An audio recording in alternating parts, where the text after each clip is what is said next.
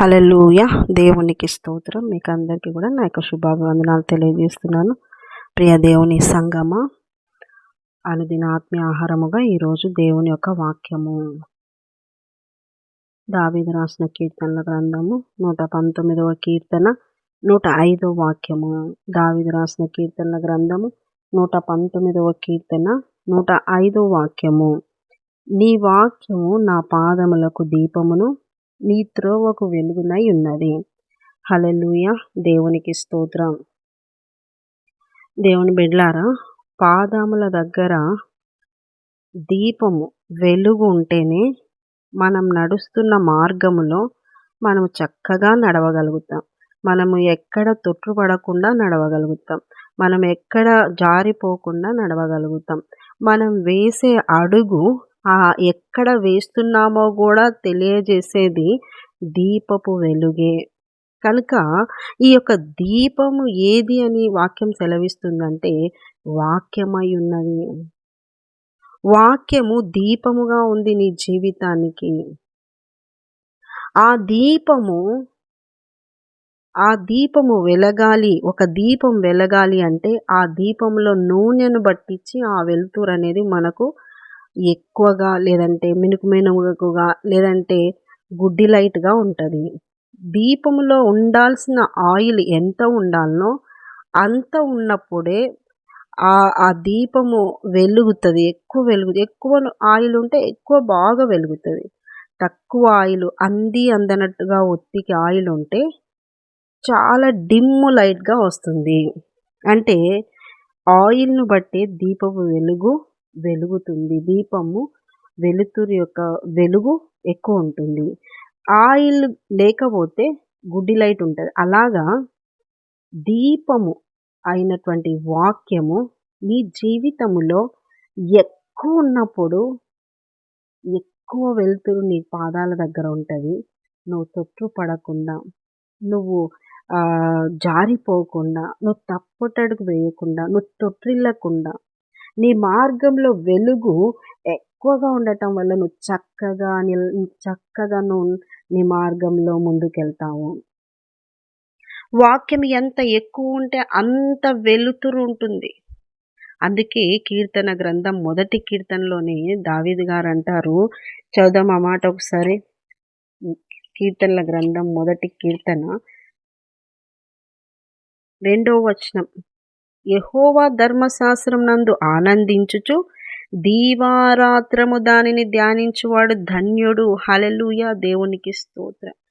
దీవారాత్రము, దినమంతా దీవారాత్రాలు దేవుని వాక్యమును ఎంతగా చదివి అందులో అర్థమును చేసుకొని ధ్యానిస్తూ నెమరు వేస్తూ వాక్య ప్రకారమైన బ్రతుకు కోసం ప్రయాస, టైం వెచ్చించటము, అలాంటిది ఉన్నళ్ళు ధన్యులంట.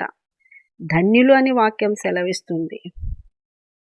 మరి చాలామంది వాక్యం చదివేది ఎలాగంటే క్యాలెండర్ వాక్యాలు, టైం లేదండము, లేదంటే ఒక్క అధ్యాయమే, అది కూడా ఉదయకాలం చదివితే ఇంకా రాత్రి అవసరం లేదు.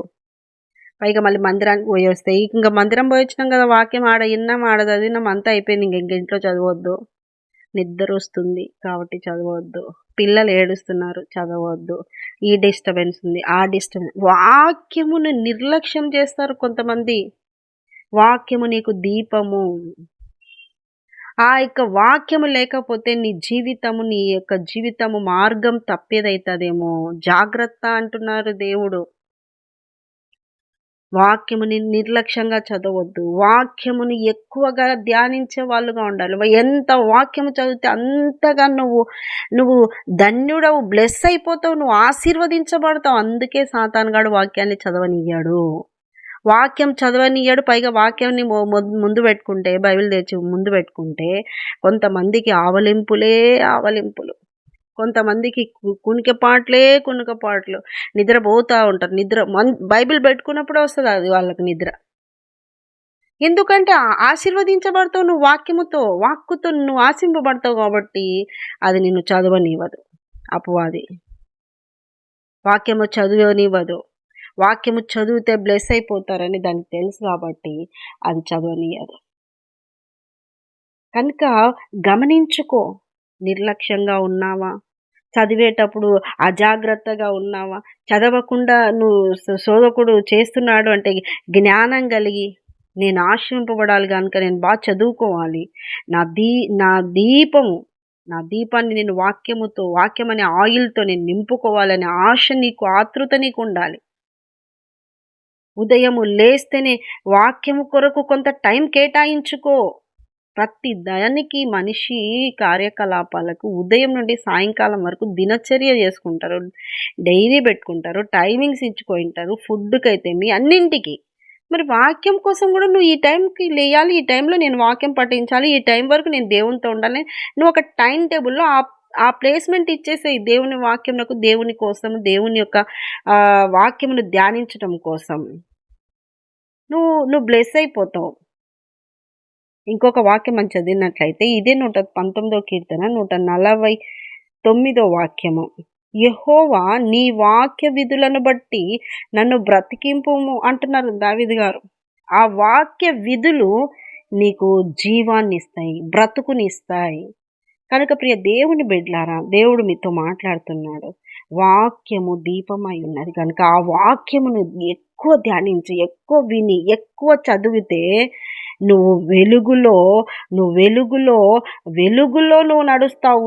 నీ పాదం ఎప్పటికీ తొట్టిల్లదు. నువ్వు దేవుని దర్శనాలు చూస్తావు. దేవునితో నువ్వు మాట్లాడుతావు. దేవుడు నీతో మాట్లాడతాడు. నీ జీవితం బాగుపడిపోతుంది. దేవుడు నిన్ను బహు గొప్పగా ఆశీర్వదిస్తాడు. దేవుని బిడ్డలారా, కనుక వాక్యమును నిర్లక్ష్యం చేయొద్దు. వాక్యమును క్రమముగా చదువుకోండి.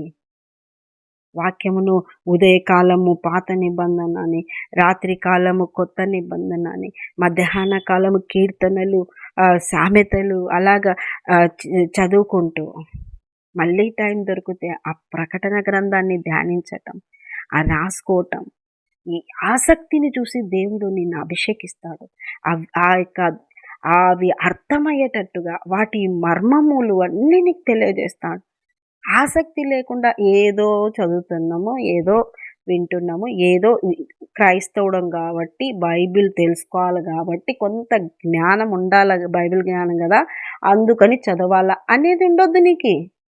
దేవుడు నాతో ఈరోజు ఏం మాట్లాడుతున్నాడు, ఏం చేయమంటున్నాడు, ఏ వేలో నాతో ఏ విధంగా నడిపించబోతున్నాడు నన్ను అనేది నువ్వు గమనించుకొని నువ్వు భయము, భక్తితో, ఆసక్తితో నువ్వు ప్రభు దగ్గర మోకాలేసి బైబిల్ చదివితే దేవుని వాక్యము నీ జీవితంలో ఆ రోజు దీపం అయిపోతుంది. ఆ రోజు కార్యక్రమాలలో నీకు అన్ని విషయాల్లో దేవుడు సహాయం చేస్తాడు. కనుక అందరూ కూడా ఆసక్తితో వాక్యం చదివి అందరూ ఆశీర్వదింపబడుదురుగాక. దేవుడు ఈ వాక్యం చేత మీ హృదయములను బలపరచునుగాక. ఆమేన్. చిన్న ప్రార్థన చేసుకుందాం. యేసయ్య నీకు వందనాలు తండ్రి, నీకు స్తోత్రాలు ప్రభువా. అయ్యా వినే వాళ్ళందరినీ కూడా ఒకసారి జ్ఞాపకం చేసుకోండి. ఇంతవరకు వాక్యం పట్ల వాళ్ళకి ఆసక్తి లేక ఉన్నారు అయ్యా, శోధకుని వలలో చిక్కుకొని ఉన్నారు. కానీ ఇప్పటి నుండి ఈ వాక్యం విన్న వెంటనే వారి హృదయాలు అయ్యా తేరుకొని వాళ్ళ హృదయాల్లో ఒక ఆశ కలిగి వాక్యం చదవాలి, వాక్యం ధ్యానించాలి అనేటువంటి మార్పు తీసుకురమ్మని ప్రార్థిస్తూ నాయన విన్న వాళ్ళందరినీ దీవించి మార్పులో వాక్య ప్రకారమైన మార్పును దయచేసి నడిపించమని, నీ కృపలో వాళ్ళందరినీ దీవించమని, కుటుంబాలుగా వాక్యమును వివరించుకునే మనసు, కుటుంబాలుగా వాక్యమును ధ్యానించేటువంటి కృప ప్రతి కుటుంబానికి, ప్రతి విశ్వాసికి, ప్రతి బిడ్డకు దయచాల్సిందిగా ప్రార్థిస్తూ యేసు పరిశుద్ధ నామములో అడుగుతున్నాం మా తండ్రి. ఆమేన్, ఆమేన్, ఆమేన్. యేసు రక్తమే జయం, సిలువ రక్తమే జయం. ప్రభు యేసు నామానికి సంపూర్ణ విజయం కలుగును గాక. Amen, amen, amen. Good morning. Praise the lord. దేవుడు మిమ్మల్ని దీవించును గాక. ఆమేన్.